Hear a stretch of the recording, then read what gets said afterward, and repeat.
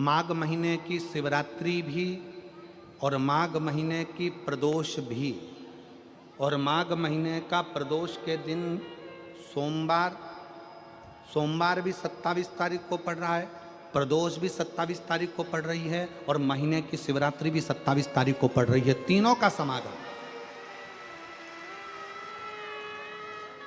तीन संजोग, सोमवार 27 तारीख का ही प्रदोष और 27 तारीख को ही महीने की मासिक शिवरात्रि, तीनों का संजोग बन गया। हमने आशीष से कहा दुनिया के लोग कुंभ में त्रिवेणी के घाट पर जा रहे हैं, पर मेरे भोले बाबा ने यहां त्रिवेणी इकट्ठी कर कर रख दी है। मेरे शिव एक निवेदन सभी श्रोता बहन भाइयों से, कथा आस्था चैनल पर जो सुन रहे हैं, फेसबुक यूट्यूब पर जो सुन रहे हैं, और पंडाल में बैठकर जो सुन रहे हैं, जिस दिन दिल से हारो ना,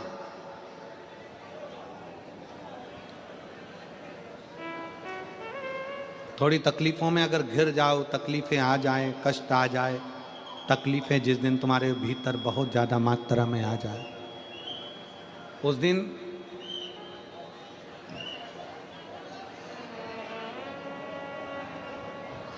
तीन बेलपत्र, एक बेलपत्र में पीला चंदन, बीच वाली पत्ती। जिस दिन तुम्हें लगे कि मैं बहुत दुखी चल रही हूं और मेरा काम हो ही नहीं रहा, बहुत तकलीफ की जिंदगी चल रही है, कोई हाथ पकड़ने वाला नहीं है, कोई संभालने वाला नहीं है, और बहुत तकलीफ हो रही है, बहुत तकलीफ। उस समय पर एक बेलपत्री के बीच वाली पत्ती पर पीला चंदन, दूसरी पत्ती पर लाल चंदन, और तीसरी पत्ती पर 11 चावल गीले, पानी में उसको थोड़ा सा भिगो लें या धो लें, 11 चावल गीले शिव जी की उस पत्ती पर रखें। सबसे पहला पीला चंदन का बेलपत्र, दूसरे नंबर पर लाल चंदन का बेलपत्र, तीसरे नंबर पर जो 11 चावल आपने धोकर रखे हैं वो हाथ की हथेली में रखना है, और हाथ की हथेली में रखकर अपनी कामना कर कर भगवान शंकर से विनय कर कर पंचाक्षर मंत्र नमः शिवाय या षडाक्षर मंत्र ओम नमः शिवाय या श्री शिवाय नमस्तुभ्यम बोलकर उस बेलपत्र पर सीधे हाथ में रखकर उल्टे हाथ का स्पर्श कर कर बाबा से अपने मन के भाव कहकर शंकर के शिवलिंग पर उसे समर्पित कर दीजिए। एक ही लोटा जल, जहां से जल बहता है अशोक सुंदरी वाली जगह, एक ही लोटा जल, जहां से जल बहता है उस जल बहने वाली जगह पर 3 बार उस जल को अपनी कामना कर कर श्री शिवाय नमस्तुभ्यम या पंचाक्षर मंत्र या षडाक्षर मंत्र बोलकर 3 बार उस स्थान पर गिरा दीजिए। गिराने के बाद में बाबा से विनय कर कर अक्षत वाली जो बेलपत्र है, एक बेलपत्र और एक अक्षत उसमें से अपने लिए लेकर आ जाओ। उसको 2 महीना 3 महीना अपने घर में रखिए।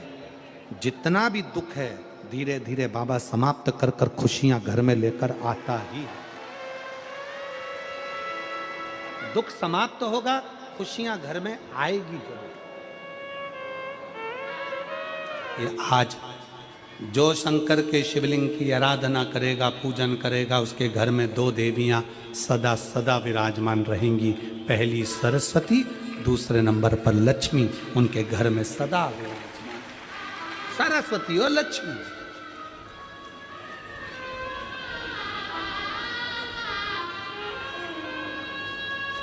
एक देवी का फूल होता है, शायद मुझे उम्मीद है कि आप सब जानते होंगे। एक देवी का फूल होता है जिसको जायसोन या गूलर का फूल भी कहते हैं, घंटी वाला फूल भी कहते हैं, लाल कलर का होता है। काय का बोलते हैं इधर? गुड़ल, गुड़र का फूल, जायसवान का फूल लाल कलर का होता है, जिसमें घंटी निकली रहती है एक छोटी सी, उसमें पीले पीले पीले पीले दाने रहते हैं।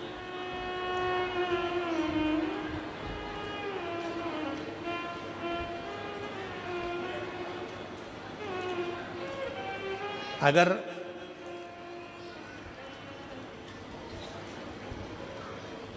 मान लो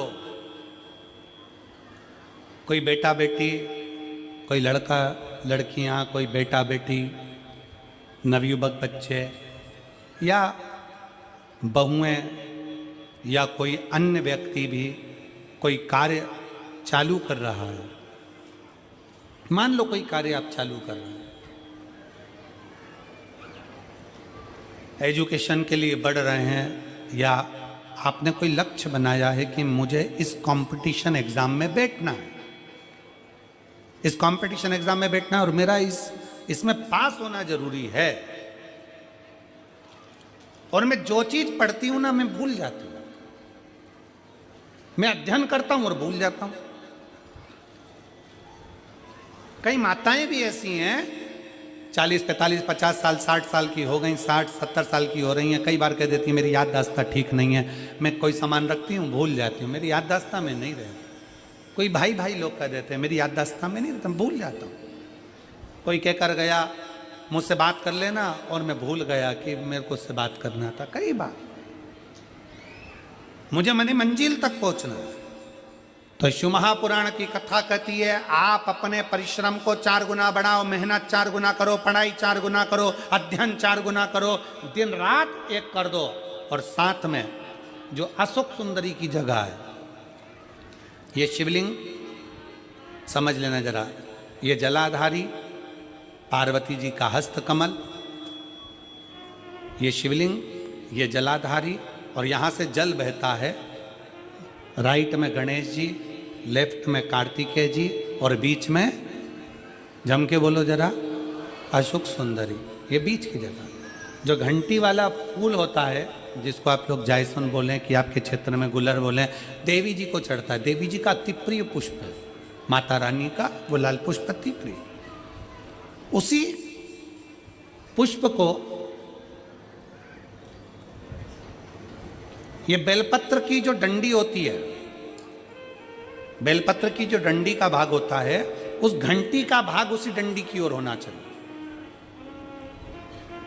जैसे फूल की जो अंदर की घंटी जो निकली हुई है, उसका भाग ऐसा डंडी की ओर होना चाहिए। मतलब आपको बेलपत्री पर ये फूल को इस तरह से रखना पड़ेगा। मतलब उसका जो घंटी का भाग है, हाँ लाइए फूल लाओ, जेरा फूल मिल गया वो।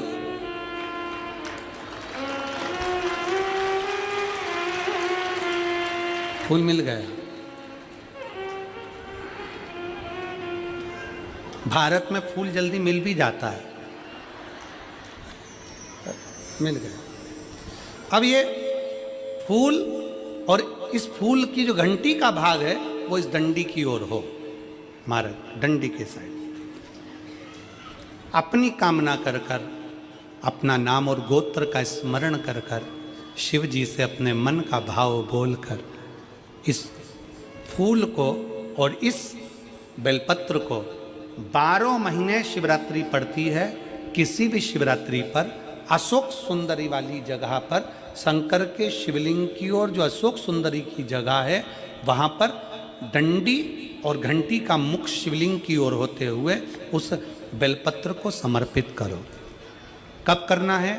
पहले 1 लोटा जल समर्पित कर कर, फिर ये बेलपत्र अपनी कामना कर कर, बाबा से विनय कर कर, बाबा मेरा ये कंपटीशन एग्ज़ाम है, मैं पढ़ूंगी, 4 गुना मेहनत करो, अध्ययन करो, अच्छी पढ़ाई करो, दिल से पढ़ो, रात दिन एक कर दो, और 1 घंटी का पुष्प, 1 बेलपत्र, जब तक तुम्हारा एग्जाम ना आए, 4 महीना, 5 महीना, 3 महीना, प्रत्येक शिवरात्रि, हर महीने शिवरात्रि आती है, प्रत्येक शिवरात्रि पर समर्पित करो।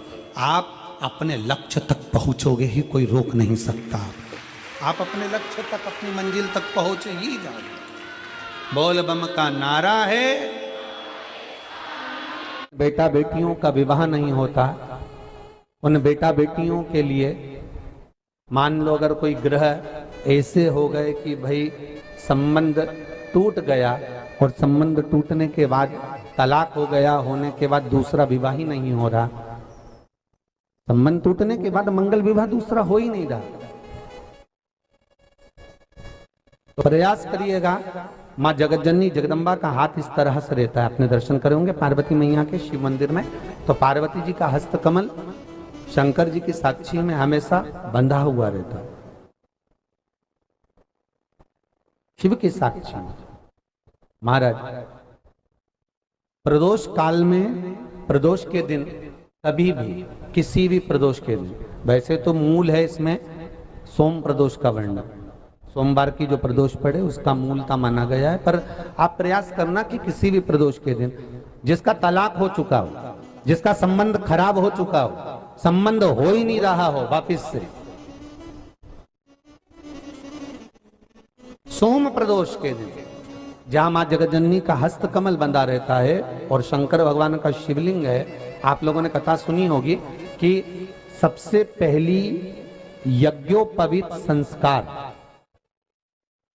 सबसे पहला यज्ञोपवीत संस्कार किसका हुआ था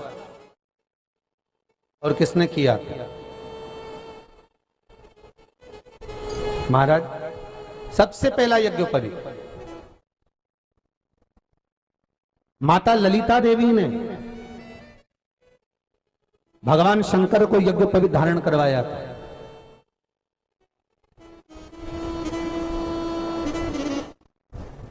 मां ललिता देवी ने सूत्र बनाकर अपने हस्त कमल से भगवान शंकर के सम्मुख में बिठाकर भोलेनाथ जी के हस्त कमल से स्वतः सूत्र बनाया था। भगवान शंकर प्रसन्न हो गए थे, बहुत प्रसन्न भोलेनाथ जी, इसलिए शंकर भगवान ने ललिता देवी को दो वर दिए थे, एक किसी का अश्रु नहीं देखूंगा, दूसरा जो यज्ञोपवीत समित समर्पित करेगा, यज्ञोपवीत का भाव जो मुझे देगा उसके जीवन में बाधाओं को हर लूंगा। इसलिए आज भी हिंदू धर्म में देवताओं को जो यज्ञोपवीत चढ़ाया जाता है वो उलझा हुआ नहीं होना चाहिए। देवताओं को जो यज्ञोपवीत चढ़ता है उसको सुलझा कर चढ़ाया जाता है, समर्पित करेगा।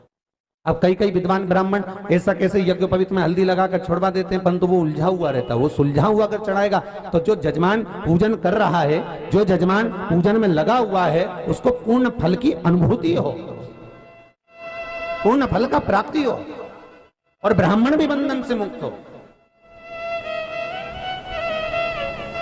ललिता देवी जी तो हमारे यहाँ भौम सोमवार का जो प्रदोष हो, उस प्रदोष के दिन जिसका मंगल विवाह नहीं हो रहा है, सारी तकलीफें झेल रहे हो, बहुत कष्टप्रद हो, तो माँ का जो हस्त कमल है उस हस्त कमल से लेकर शंकर भगवान के शिवलिंग तक एक कच्चे सूत की धार बनाई जाती है। महाराज 6 धार कच्चे सूत की बनाई जाती है। यहाँ शंकर भगवान का शिवलिंग है, यहाँ माता का हस्तकमल है, हस्तकमल से चालू होकर शिवलिंग, शिवलिंग से चालू होकर हस्तकमल, ऐसी 6 धार बनाई जाती है हमारी। और धार बनाकर उस धार पर माखन का लेपन किया जाता है भगवान शिव को।